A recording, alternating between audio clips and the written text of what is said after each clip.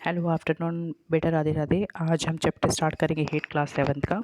Actually मैं कहीं बाहर हूँ, इसीलिए थोड़ा वीडियोस डालने में मुझे वो हो गया डिले, बट इट्स ओके। हम स्टार्ट करते हैं। तो हीट को हम हीट की डेफिनेशन पूछेंगे, what you mean by heat. तो हम उसको डिफाइन कैसे करेंगे, एक्चुअली में हीट होता क्या है। ओके, तो इसको हम समझने के लिए देखते हैं। हीट की अगर हम बात करें तो heat is a kind of energy. Heat is a kind of energy, okay, which works।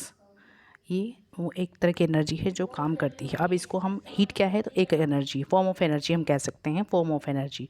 Okay, और ये अब काम करती है। तो अब हम देखेंगे हीट काम कैसे करती है। तो इसको देखने के लिए मैं आपको बताती हूँ। जैसे सपोज़, तो बेटा देखो, आप जैसे कि हमने ये कंटेनर रखा है, इसमें वाटर फिल कर दिया और इसको गैस पे रख दिया।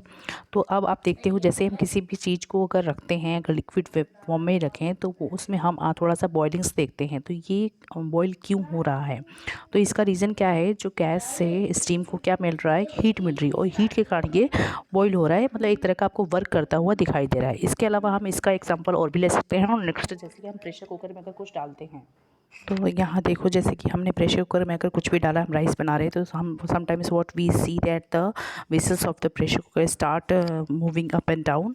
रीज़न क्या है, क्योंकि इसको एक पुशअप, एक फोर्स मिलता है। और ये फोर्स किस लिए मिलता है, हीट के थ्रू मिलता है। हीट एनर्जी देता है स्टीम को, और स्टीम से पुशअप मिलता है। तो इस तरह से हीट क्या है, kind of energy which bring some work, हम कह सकते हैं।